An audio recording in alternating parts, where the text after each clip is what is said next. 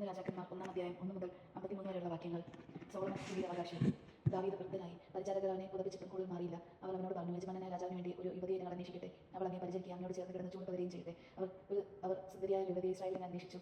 ശൂലാംകാരി അബീഷാഗിനെ കണ്ടെത്തി. അവളെ രാജസന്നിധിയിൽ കൊണ്ടുവന്നു. അതീവ സുന്ദരി എന്നവൾ രാജാവിനെ ശുശ്രൂഷിച്ചു. എന്നാൽ രാജാവ് അവളെ അറിഞ്ഞില്ല. കാലത്ത് ഫഗീദ് മകൻ അദോനിയ താൻ രാജാവാകുമെന്ന് വൻപ് പറഞ്ഞു. അവൻ രഥങ്ങളെയും കുതിരക്കാരെയും 50 അകമ്പടിക്കാരെയും ഒരുക്കി. നീ എന്താണ് ചെയ്യുന്നതെന്ന് ചോദിച്ച് ഒരിക്കൽ പിതാവായ ദാവീദ് അവനെ ശാസിച്ചിരുന്നില്ല. അബ്സലോമിന് ശേഷം ജനിച്ച അവനും അതികോമളനായിരുന്നു. അവൻ സെരൂയയുടെ മകൻ യോവാബിനോടൊപ്പം പുരോഹിതൻ അബിയാഥാരിനോടും ആലോചിച്ചു. അവർ അവന് പിന്തുണ നൽകി. എന്നാൽ പുരോഹിതൻ സദോക്ക്, യഹോദയുടെ മകൻ ബനായ, പ്രവാചകൻ നാഥൻ, ഷിമ്മയി, റെയി എന്നിവരും ദാവീദിന്റെ അംഗരക്ഷകരായ നീതയോദ്ധാക്കളും അവന്റെ പക്ഷത്ത് ചേർന്നില്ല. ഒരു ദിവസം അദോനിയ എൻറോഗൽ അരുവിയുടെ സമീപത്തുള്ള സെഹലത്ത് കല്ലിനരികെ ആടുകളെയും കാളക്കുട്ടികളെയും മെഴുത്ത കാലികളെയും ബലിയർപ്പിച്ചു. ബലിയോടനുബന്ധിച്ച് വിരുന്നിന് ദാവീദ് രാജാവിന്റെ പുത്രനായ തന്റെ എല്ലാ സഹോദരന്മാരെയും യൂദയിലെ എല്ലാ രാജസേവകന്മാരെയും അവൻ ക്ഷണിച്ചിരുന്നു. എന്നാൽ പ്രവാചകൻ നാഥൻ, ബനായ, രാജാവിന്റെ അംഗരക്ഷകരായ യോദ്ധാക്കൾ തന്റെ സഹോദരൻ സോളമൻ എന്നിവരെ അവൻ ക്ഷണിച്ചില്ല. സോളമന്റെ അമ്മ ബത്ശേബയോട് നാഥൻ പറഞ്ഞു, നമ്മുടെ യജമാനനായ ദാവീദ് അറിയാതെ ഹഗീദിന്റെ മകൻ അദോനിയ രാജാവായിരിക്കുന്നു എന്ന് കേട്ടില്ലേ? നിന്റെയും നിന്റെ പുത്രൻ സോളമന്റെയും ജീവൻ രക്ഷിക്കാൻ എന്റെ ഉപദേശം സ്വീകരിക്കുക. ഉടൻ ചെന്ന് ദാവീദ് രാജാവിനോട് പറയുക, എന്റെ യജമാനനായ രാജാവെ, എന്റെ മകൻ സോളമൻ അങ്ങനെ പിൻഗാമിയായി സിംഹാസനത്തിൽ ഉപവിഷ്ടമാകുമെന്ന് ഈ ദാസിയോടങ്ങ് ശബ്ദം ചെയ്തില്ലേ? പിന്നെ എന്തുകൊണ്ടാണ് അദാനിയിലെ രാജാവാക്കിയിരിക്കുന്നത്? നീ രാജാവുമായി സംസാരിച്ച് കൊണ്ടിരിക്കുമ്പോൾ തന്നെ ഞാൻ വന്ന് നിന്നെ പിന്താങ്ങിക്കൊള്ളാം.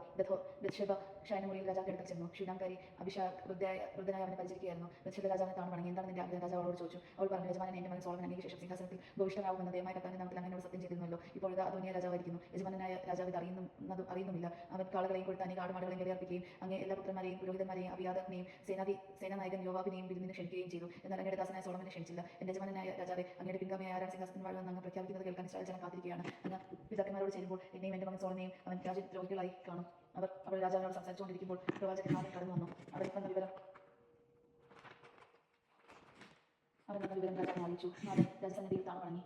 അവൻ രാജാവിനോട് ചോദിച്ചു, എന്റെ യജമാനനായ രാജാവെ, അദോനിയ അങ്ങയുടെ പിൻഗാമിയായി ഭരിക്കണമെന്ന് അവനാണ് അങ്ങയുടെ സിംഹാസനത്തിൽ ഉപേക്ഷനാകേണ്ടതെന്ന് അങ്ങ് കൽപ്പിച്ചിട്ടുണ്ടോ? അവൻ ഇന്നും കാളകളെയും കൊടുത്ത് അനേക ആടുമാടുകളെയും ബലിയർപ്പിച്ച എല്ലാ രാജകുമാരന്മാരെയും സേനാധിപതിമാരെയും പുരോഹിതൻ അബിയാഥാറിനെയും വിരുന്നിന് ക്ഷണിച്ചിരിക്കുന്നു. അവർ അവനോട് കൂടി തിന്നുകുടിക്കുകയും അദോനിയ രാജാവ് നീന്നാൽ വാഴട്ടെ എന്ന് കുളിക്കുകയും ചെയ്യുന്നു. എന്നാൽ അങ്ങേ ദാസനായ എന്നെയും പുരോഹിതൻ സദോക്കിനെയും യഹോദായുടെ മകൻ ബനായെയും അങ്ങയുടെ ദാസനായ സോളമനെയും ക്ഷണിച്ചിട്ടില്ല. യജമാനനായ രാജാവിന്റെ പിൻഗാമിയായി സിംഹാസനത്തിൽ ഇരിക്കേണ്ടതാണെന്ന് അങ്ങയുടെ ദാസനെ അറിയിച്ചിട്ടില്ലല്ലോ. ഇക്കാര്യം അങ്ങയുടെ കൽപ്പന അനുസരിച്ച് തന്നെയാണോ നടന്നത്?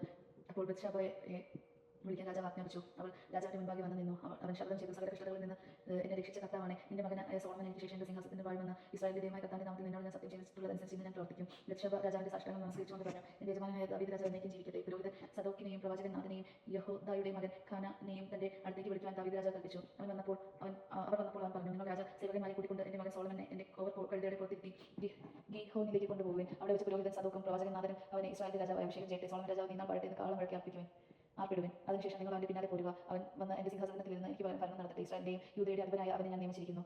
യഹോദയുടെ മകൻ ബനായ രാജാവിനോട് പറഞ്ഞു, അപ്രകാരം സംഭവിക്കട്ടെ. യജമാനനായ രാജാവിന്റെ ദൈവമായ കർത്താവ് അപ്രകാരം തന്നെ കൽപ്പിക്കുമാറാകട്ടെ. കർത്താവ് യജമാനനായ രാജാവിനോട് കൂടെ എന്നതുപോലെ സോളമനോട് കൂടെ ആയിരിക്കട്ടെ. അവന്റെ ഭരണം എന്റെ യജമാനനായ ദാവീദ് രാജാവിന്റേതിനേക്കാൾ മഹത്വപൂർണ്ണമാകട്ടെ. പുരോഹിതൻ സാദോക്കും പ്രവാചകൻ നാഥാനും യഹോദായുടെ മകൻ ബനായയും പെലേസ്തരും സോളമനെ ദാവീദ് രാജാവിന്റെ കോവർ കഴുതയുടെ പുറത്തിരുത്തി ഗീഹാനിലേക്ക് കൊണ്ടുപോയി. പുരോഹിതൻ സദോക്ക് വിശുദ്ധ കൂടാരത്തിൽ നിന്ന് കയ്യിൽ നിറച്ച കൊമ്പെടുത്ത് സോളമനെ അഭിഷേകം ചെയ്തു. അവർ കാഹളം മുഴക്കി. സോളമൻ രാജാവ് നീന്നാൽ വാഴട്ടെ. ജനമാർക്ക് വിളിച്ചു. കുഴലൂതുകയും ഭൂമി പിളർന്ന ആഹ്ലാദവും മുഴക്കുകയും ചെയ്തുകൊണ്ട് ജനം അവനെ അനുഗമിച്ചു. അദാനിയെയും അതിഥികളെയും ആ സ്വരം കേട്ടു. അപ്പോഴേക്ക് വിരുന്ന് കഴിഞ്ഞിരുന്നു. കാഹളം കേട്ടപ്പോൾ എന്താണ് നഗരത്തിൽ ആഘോഷമെന്ന് യോവാബ് ചോദിച്ചു. അവർ സംസാരിച്ചുകൊണ്ടിരിക്കും പുരോഹിതൻ അബിയാഥാറിന്റെ മകൻ ജോനാഥൻ അവിടെ വന്നു. അദോനിയ അവനോട് പറഞ്ഞു, വരുക ധീരനായ നീ സദാർത്ഥത്തെയും കൊണ്ട് ആയിരിക്കുമല്ലോ വരുന്നത്. അങ്ങനെയല്ല, ജോനാഥൻ പറഞ്ഞു, നമ്മുടെ യജമാനൻ ദാവീദ് രാജാവ് പുരോഹിതൻ സഹോദരനെയും പ്രവാചകൻ നാഥനെയും യഹോദായുടെ മകൻ ബനായെയും പെലേത്യരുടെയും രാജാവ് അവനോടൊപ്പം അയച്ചിട്ടുണ്ട്. അവർ അവനെ രാജാവിന്റെ കോവർ കഴുതയുടെ പുറത്താണ് എഴുന്നള്ളിച്ചത്. പുരോഹിതൻ സദോക്കും പ്രവാചകൻ നാഥനും അവനെ ഗീഹോനിൽ വെച്ച് രാജാവ് അഭിഷേകം ചെയ്തു. പട്ടണം നിറയെ മറക്കത്തക്കവണ്ണം ആഹ്ലാദാലമം ഒഴുകിക്കൊണ്ട് അവർ അവിടെ നിന്ന് മടങ്ങിപ്പോയി. അതാണ് നിങ്ങൾ കേട്ട ശബ്ദം. സോളമൻ സിംഹാസനത്തിൽ ആരൂഢനായിരിക്കുന്നു. മാത്രമല്ല, രാജസേവകന്മാരും നമ്മുടെ യജമാനൻ ദാവീദ് രാജാവിനെ അഭിനന്ദിക്കാൻ ചെന്നിരുന്നു. അങ്ങയുടെ ദൈവം സോളമന്റെ നാമത്തെ അങ്ങയുടെ ഇതിനേക്കാൾ മഹനീയവും അവന്റെ ഭരണം അങ്ങയുടേക്കാൾ ശ്രേഷ്ഠമാകട്ടെ എന്ന് ആശംസിച്ചു. രാജാവ് കിടക്കയിൽ കിടന്നുകൊണ്ട് നമിച്ചു. അനന്തരം ദാവീദ് പറഞ്ഞു, ഇസ്രായേലിന്റെ ദൈവമായ കർത്താവ് വാഴ്ത്തപ്പെടട്ടെ. എന്റെ മക്കൾ ഒരു സിംഹാസനത്തിലായിരിക്കുന്നത് കാണാൻ അവിടെ എനിക്ക് ഇടവരുത്തി.